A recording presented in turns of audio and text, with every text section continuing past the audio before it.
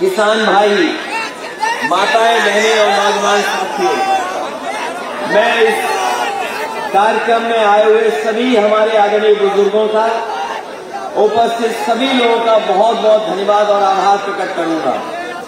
जहां सुबह से इतनी सर्दी रही, कुछ जगह पानी भी बरसा है, कोहरा भी है और पहले से ज्यादा आज सर्दी है, उसके बावजूद भी आप इतनी बड़ी संख्या में आए हैं। मैं आप सबका स्वागत भी करता हूं और बहुत बहुत अभिनंदन करता हूं।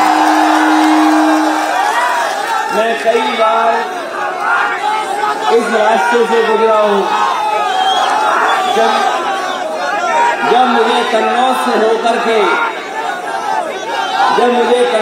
होकर के लखनऊ जाना पड़ता था, उस समय एक्सप्रेस वे नहीं बना था और बागरमाओ, मोहान, मियाँगंज वाली सड़क बहुत खराब हुआ करती थी। उस समय इसी सड़क से कई बार जाने का मौका मिला। इसलिए सफीपुर की जनता का मैं धन्यवाद देता हूं। जब पिछली बार रथ यात्रा से मैं आपके बीच में आया था, उस समय भी अपील की थी 2011-12 में आपके बीच में क्रांति रथ के माध्यम से पहुंचा था। उस समय जो आपने प्यार, सम्मान और समर्थन दिया था, उसकी वजह से उत्तर प्रदेश में समाजवादी सरकार बनी थी। मैं एक बार फिर समाजवादी विजय रथ लेकर के आपके बीच में आया हूं और इस बार फिर आपसे सहयोग और समर्थन मांगने आया हूं। और मुझे पूरा भरोसा है कि उन्नाव की जनता इस बार समाजवादी लोगों की मदद करेगी और एक वोट समाजवादी पार्टी के पक्ष में डाल करके ऐतिहासिक जीत दिलाएगी। वैसे तो उन्नाव का बहुत पुराना इतिहास है। यहाँ बड़े बड़े साहित्यकार, कवि, क्रांतिकारियों को पैदा होने का मौका मिला, यहाँ पैदा हुए हैं। उन्होंने न केवल समाज को दिशा दी है, जरूरत पड़ने पे देश में एक संदेश देने का भी काम किया। ऐसे उन्नाव की जनता का मैं बहुत बहुत आभारी हूँ। ऐसे कहने को तो इस धरती को कहा जाता है कि कलम और तलवार की धरती है। जो कलम और तलवार की धरती है, वो जानती है कि लोकतंत्र को बचाना है कि नहीं बचाना है। जो कलम की धरती वाले लोग हैं, तलवार की धरती वाले लोग हैं, जो अपना सम्मान जानते हैं, वो ये भी जानते होंगे कि जिनसे आज हमारा आपका मुकाबला है, अगर वो दोबारा सत्ता में आ गए तो इस संविधान को भी वो खत्म कर देंगे, संविधान बचेगा। इसलिए जहां किसानों को अपना सम्मान बचाना है, वहीं देश को बाबा साहब भीमराव अम्बेडकर जी ने जो संविधान दिया है, बताओ आप संविधान बचाओगे कि नहीं बचाओगे? इसलिए कि जिनसे मुकाबला है बहुत बड़े झूठे लोग हैं।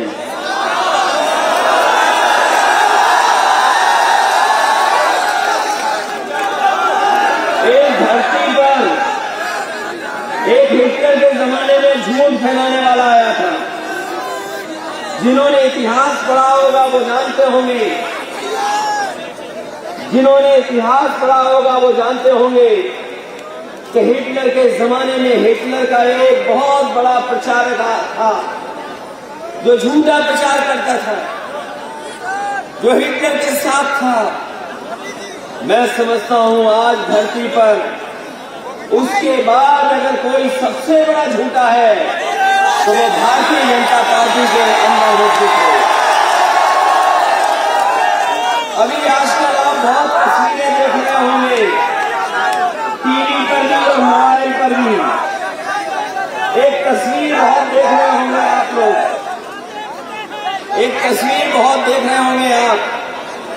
आप अपने टीवी पर और मोबाइल पर भी, कि गंगा के उस पार जो कानपुर है, उसमें एक बहुत बड़ा खजाना मिला है सरकार को।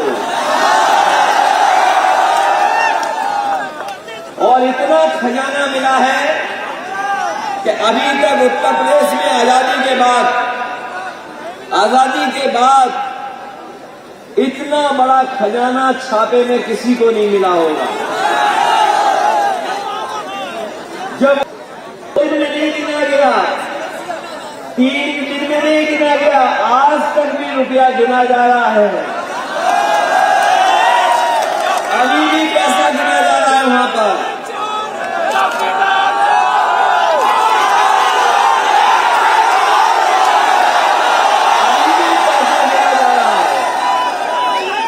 बैंकों से रुपया गिनने वाली मशीन मंगाई गई, रुपया गिनने वाली मशीन मंगाई गई और वो मशीनें पैसा गिन रही थी। और जो गिना हुआ पैसा है वो बताया जा रहा है कि एक इत्र व्यापारी है जो समाजवादी पार्टी का संबंध रखता है, उसका पैसा है। ये बताया जा रहा है कि कन्नौज का इत्र व्यापारी है जो समाजवादी है, उसका पैसा है। लेकिन हमारे जागरूक भाइयों, हम आपसे कहना चाहते हैं, जिस समय सच्चाई सामने आएगी और जिस समय पैसे की हकीकत पूरा जानकारी होगी, तो वो रुपया अगर किसी का होगा तो वो भारतीय जनता पार्टी के लोगों का पैसा होगा। भारतीय जनता पार्टी के लोगों का पैसा है और वो इसलिए छापा पड़ गया कि जिसके यहाँ पैसा निकला उसका नाम है पीयूष जैन और जिसने इत्र बनाया उसका नाम है पुष्पराज जैन। जब बीजेपी के लोगों ने कंप्यूटर पे नाम डाला, तो बताओ, जो नाम निकालना चाहिए था वो नाम नहीं निकाला, दूसरा नाम निकाल दिया। कभी भाई अभी बाद में पता लगेगा कौन है। ये बहुत बड़ा मामला है। कंप्यूटर से गलती हो गई, छापा मारना था समाजवादी के यहाँ, कंप्यूटर ने छापा मार दिया बीजेपी के यहाँ। समाजवादी का नाम है पुष्पराज जैन, जिन्होंने इत्र बनाया और जिनके यहाँ छापा पड़ करके पैसा निकला वो भारतीय जनता पार्टी का है पैसा, वो भारतीय जनता पार्टी का पैसा है। और आप लोग सभी के लोग बहुत दूर नहीं रहते हैं, कन्नौज भी आपसे दूर नहीं है। और हम तो कहते हैं अपने रिश्तेदार लोगों से पूछ लेना, अपने जानकार लोगों से पूछ लेना, और अगर पर्चे हो तो पता कर लेना। वो पैसा अगर है तो भारतीय जनता पार्टी के समर्थकों का पैसा है। और हम तो कहते हैं कि अगर ये पैसा हम लोगों का है तो बताओ, नोटबंदी में तो पैसा सबका जमा हो गया,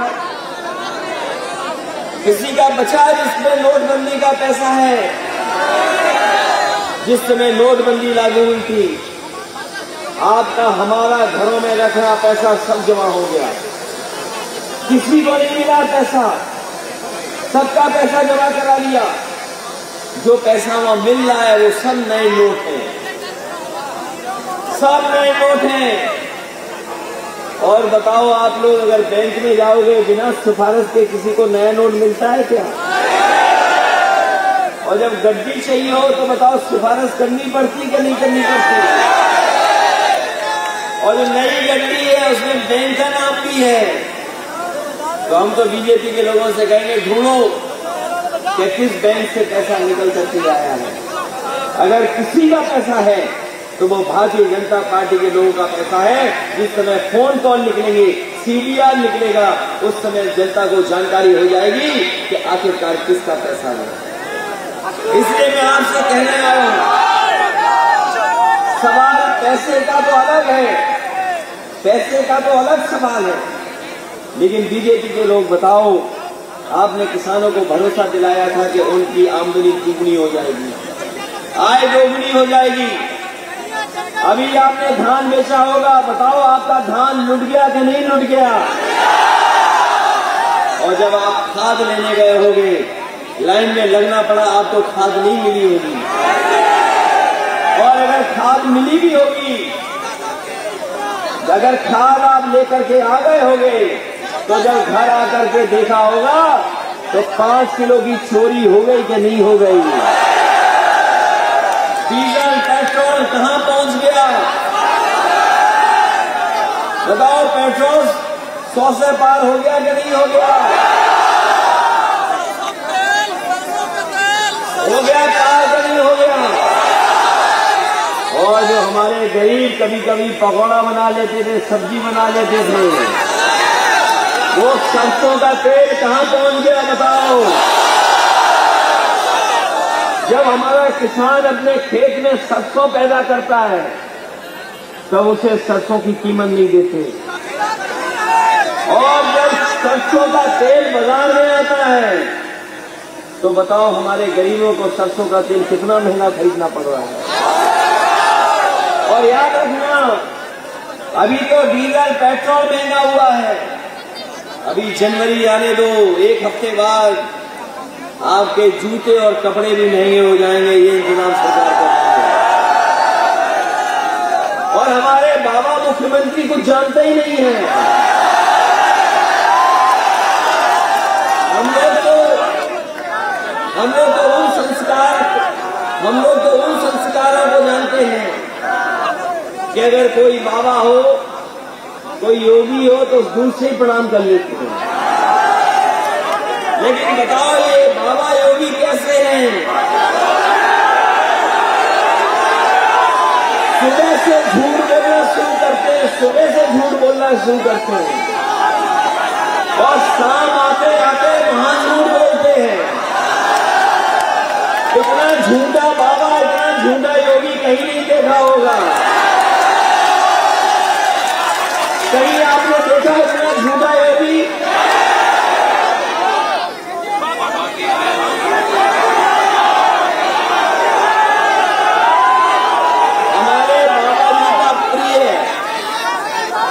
हमारे बाबा जी का प्रिय जानवर बुल है, बुल।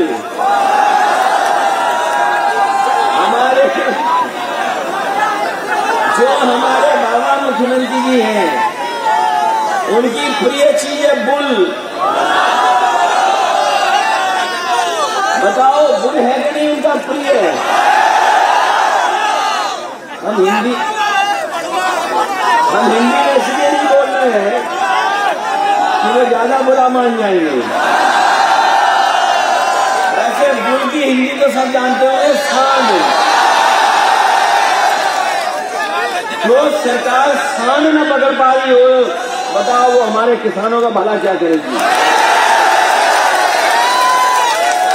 और अभी सुनने में आया कि दिल्ली वाले एक आए हैं, दूसरे नंबर वाले नेता। वैसे दूसरा नंबर अच्छा नहीं होता, 2 नंबर ही अच्छा नहीं होता। 1 नंबर को चलो छोड़ो, लेकिन 2 नंबर ही आए हैं। वो हम लोगों को ABCD सिखा रहे हैं। बताओ, ABCD। वो कह रहे हैं समाजवादी लोग ABCD सीख जाएं। हम उनसे कहते हैं कि पहले बाबा मुख्यमंत्री को ABCD सिखा दो, फिर हम भी सीख जाएंगे ABCD। और जो अपने बाबा मुख्यमंत्री को ABCD नहीं सिखा पा रहा, वो हमें क्या ABCD सिखाएगा?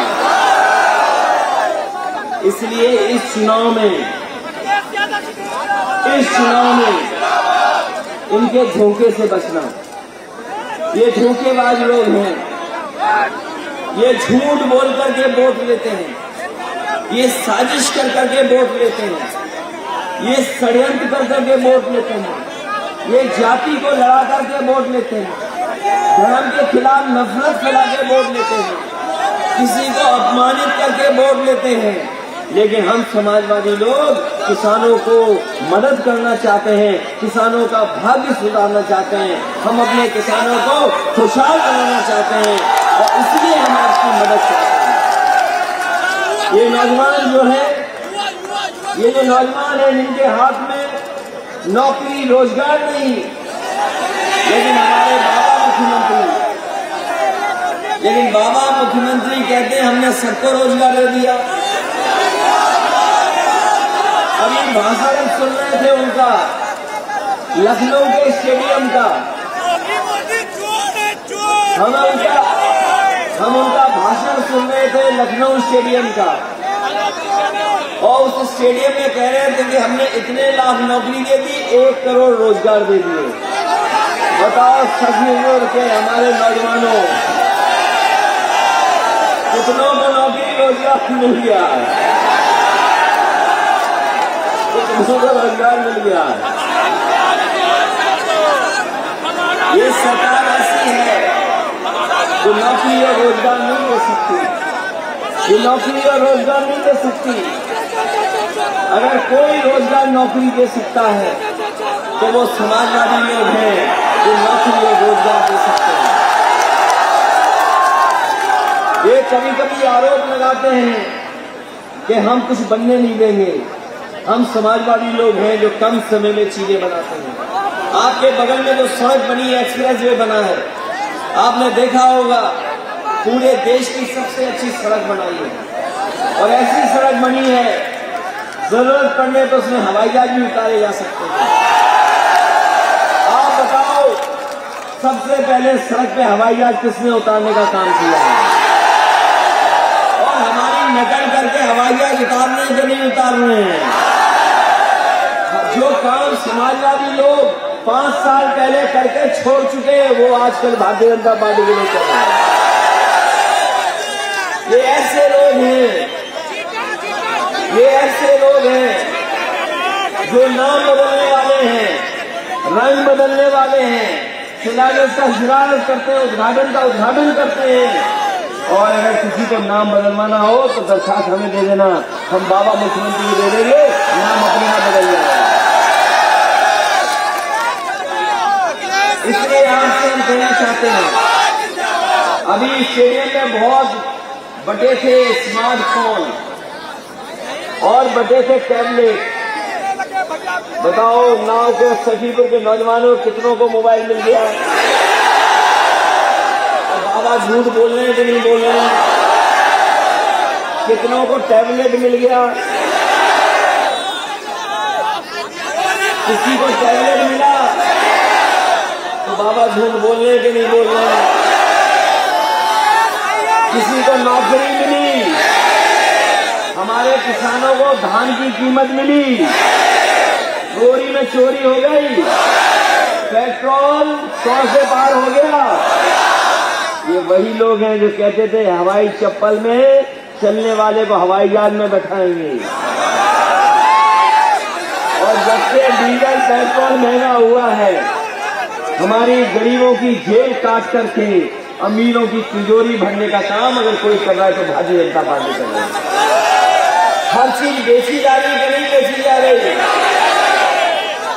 सरकारी हवाई जहाज से वो बेच दिए, हवाई जहाज जहां खड़े होते थे वो एयरपोर्ट बेच दिया, ट्रेन बेच दी, ट्रेन जहां आप चढ़ते उठते हो वो स्टेशन बेच दिए, पानी का जहाज बेच दिया, पानी के जहाज जहां खड़े होते हैं बंदरगाह बेच दिया।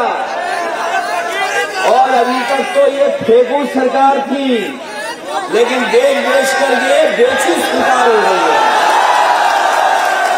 और अगर सब चीज मिल जाएगी तो बताओ बाबा साहब भीमराव अम्बेडकर जी ने जो अधिकार दिए थे हमें, जो अधिकारों से हमें नौकरी मिलती है, बताओ उन अधिकारों का क्या होगा? इसलिए समाजवादी हो और अपने अम्बेडकरवादी हो, दोनों मिलकर के साथ आ जाओ और भारतीय जनता पार्टी का यहां से सफाया करने का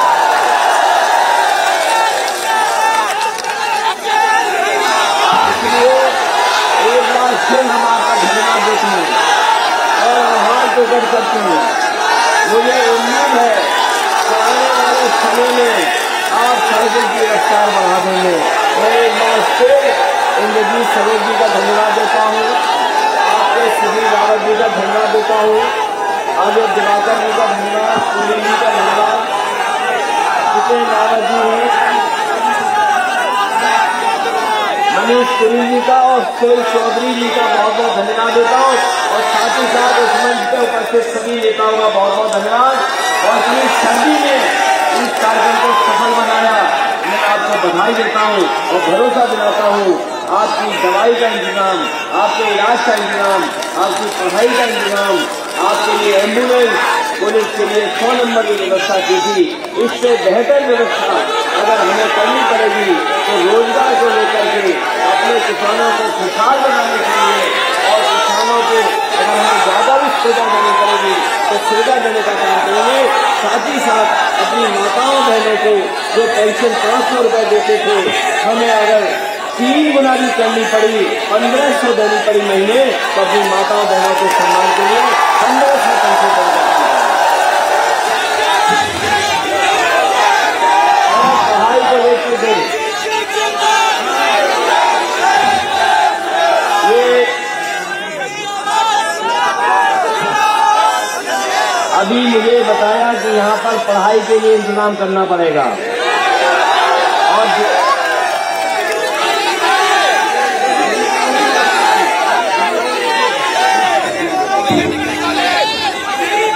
मैं आपको भरोसा दिला के जा रहा हूँ।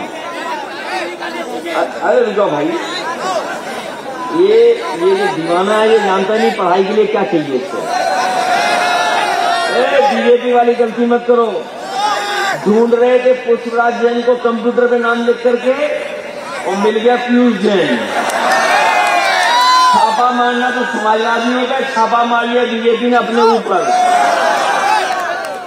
और जो इत्र है ये भारतीय जनता पार्टी के लोग हमारे कन्नौज के इत्र को बदनाम कर रहे हैं।